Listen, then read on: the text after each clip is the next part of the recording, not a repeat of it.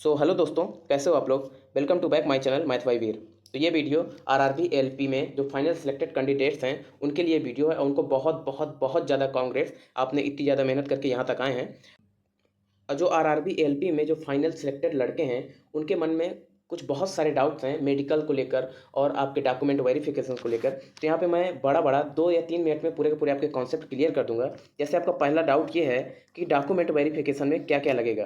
तो document verification में आपको सीधे शॉर्ट में बता दूं कि आपने एप्लीकेशन में जो भी फिल किया होगा, आपने एप्लीकेशन में जो भी फिल किया होगा, जो जो डॉक्यूमेंट, अगर आपने आईटीआई फिल किया, हाई स्कूल फिल किया, तो आपको वो लेके जाना पड़ेगा। अगर किसी कैंडिडेट ने इंटर की मार्कशीट भी उसमें इंक्लूड की है तो उसे भी हर हाल में लेके जाना पड़ेगा, क्योंकि वो भी वहाँ पे चेक होगा।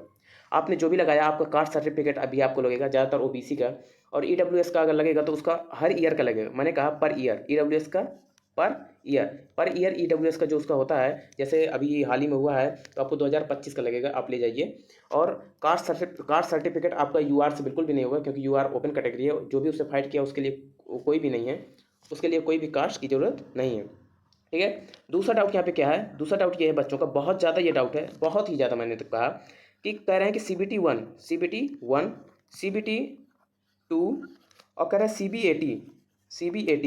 अगर इसके एडमिट कार्ड तीनों के तीनों के लेके जाने हैं तो मैं आपको बता दूं कि अगर आपका CBT 1 का एडमिट कार्ड नहीं है और CBT 2 और CBAT का आपने बचा के रखा है तो भी इसमें कोई भी दिक्कत नहीं होगी। ठीक है, एक बार और सुन लीजिए। CBT 1 का अगर आपके पास एडमिट कार्ड नहीं है, CBT 2 और CBAT का आपने बचा के रखा, तो कोई भी दिक्कत नहीं है। जिसके पास CBT 2 का भी खो गया है और CBAT का भी है तो उसको भी ज़्यादा हेडेक लेने की जरूरत नहीं है, क्योंकि डॉक्यूमेंट वेरिफिकेशन में आपको बाहर नहीं किया जाएगा। कुछ ना कुछ समाधान आपको वहाँ पे ये इसका बताया जाएगा कि आप क्या करें। ठीक है, लेकिन हाँ, हर हाल में आपका CBT 1 का फिंगरप्रिंट और CBT 2 का फिंगरप्रिंट जो वहाँ पे लेंगे, और आपका CBAT का फिंगरप्रिंट जो वहाँ पे लेंगे, ये हर हाल में आपके पास होना चाहिए। ठीक, मतलब आपको मैच होना चाहिए उससे, तभी आपको आगे के प्रोसेस के लिए भेजा जाएगा। तीसरा डाउट क्या है, तीसरा डाउट डॉक्यूमेंट वेरिफिकेशन में लेकर ये है कि हमें जो एफिडेविट बनवा के ले जाना पड़ेगा, जो हमें एफिडेविट है वो जो बना के ले जाना पड़ेगा, वो किस किस चीज़ में बना के ले जाना पड़ेगा और किस में अलाउ होता है।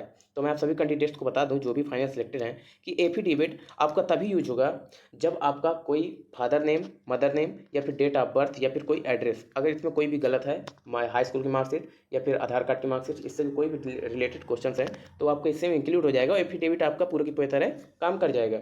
लेकिन कुछ रेयर केस में जो बहुत ज़्यादा जिसमें प्रॉब्लम हो सकती है, उसमें एफिडेविट आप लोग नहीं बनवा सकते हैं। वो आपको आरआरबी और जो वहाँ पे डॉक्यूमेंट वेरिफिकेशन कर रहे होंगे उनको इस बारे में ज़्यादा पता होगा कि आपको कौन सा मेजर इशू होगा। पर मेरे ख्याल से कोई भी, मतलब 100% में मैं तो कह रहा हूँ 0.01% ही जो लड़का होगा जो डॉक्यूमेंट वेरिफिकेशन से बाहर उन्हें वापस करते होंगे। ठीक है, तो आपको डॉक्यूमेंट वेरिफिकेशन में कोई लेने की चिंता नहीं है। आप ध्यान देना, एप्लीकेशन में जो जो आपने ऐड किया है वो आपको लेके जाना है हर हाल में, और उसमें आपको सब नाम चेक कर लेने हैं कि जो एप्लीकेशन में आपने फिल किया क्या कोई गलत तो नहीं किया, क्या कोई सही तो नहीं किया, वो आपको हर हाल में कर लेना है। अब दूसरा हम जाते हैं मेडिकल के बारे में। तो ध्यान देना, मेडिकल में आपको कुछ भी नहीं होगा, ध्यान देना।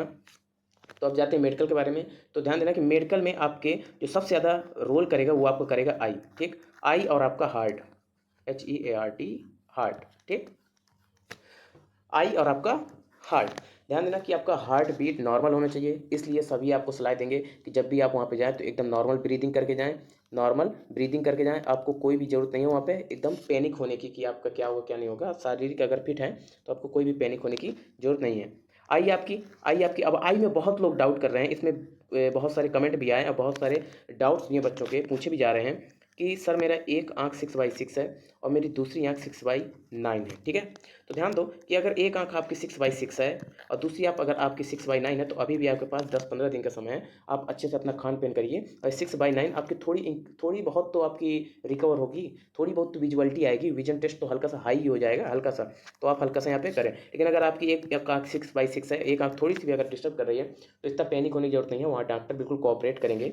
जो भी आपके डॉक्टर हैं वहाँ पे जो भी टेस्ट करेंगे, आप 4-4 पेपर निकाल के यहाँ पे क्वालिफाई होके गए हैं तो कोई भी डॉक्टर आपको बाहर नहीं करेगा। वो उनकी सबसे बड़ी प्रायोरिटी होगी कि रेलवे के जो भी रिक्वायरमेंट होती है 6/6 की उनको पूरा करें। पर वो भी साथ में ये भी देखते हैं कि कोई भी बच्चा इतना पेपर निकाल के आया है तो उसको डायरेक्टली बाहर ना किया जाए। ठीक है, तो आपका सबसे बड़ा मेजर इशू ये है कि 6/6 और 6/9 में क्या होगा। ठीक, अब दूसरा आपका क्या आता है मेडिकल में, आपका यूरिन टेस्ट होगा।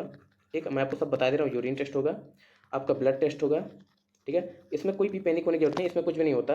और आपका हाइड्रोसिल आपका हाइड्रोसील चेक होगा, ठीक। और साथ में एक और आपका चेक होता है वो ईयर, ठीक है, ईयर चेक होगा। एक्सरे होगा, एक्सरे का आप बिल्कुल मत टेंशन करिए कि एक्सरे क्या होगा ये क्या है, इससे आपको कोई दिक्कत नहीं। ईसीजी होगा, इससे कोई भी मतलब नहीं, आप ध्यान देना। आपको सबसे बड़ा मेजर इशू मैंने आपको बता दिया, एक आपका हार्ट और एक आपका आई, ये दोनों आपके बेस्ट होने चाहिए। ध्यान देना, यहाँ पर कुछ लड़के इशू हैं, क्योंकि देखो इशू क्या होना है यहाँ पर 6/9 में, कि अब हर लड़का जो है वो ऑनलाइन पढ़ाई करता है, आपको भी पता है, ठीक है। अब कोई भी लड़का बिना ऑनलाइन पढ़ाई के इस समय नहीं जा रहा है, और दिन भर साइको का टेस्ट देते समय वो लैपटॉप के सामने था। इसलिए हर किसी के, मैं कह रहा हूँ 90% जो लड़का है वो 6/9 एक आंख से प्रॉब्लम होगा ही, ठीक है। बहुत रेयर केस में जो लड़का होगा जो 6/9 से होगा, नहीं बाकी सबका 6/9 एक आंख पूरी तरह से कंप्लीट होती है, ठीक है। तो ये आपका पूरी तरह से मैं डाउट क्लियर कर दिया है। अब आपको कमेंट में ये बताना है कि किस किस लड़के का ये इशू है आई का, 6/6 का और 6/9 का, ठीक है। 6/6 और 6/9 में किसको ज़्यादा प्रॉब्लम है, ये कमेंट सेक्शन में आप बताएं कि किसका किसका थोड़ा थोड़ा डाउट है। बाकी आपको पूरी की पूरी डिटेल दे दी है, कोई घबराना नहीं है। सबसे बड़ी बात है कि आपको पैनिक नहीं होना है। आप 4 पेपर निकाल के गए हैं, इसलिए आपको एक भी घबराना नहीं है।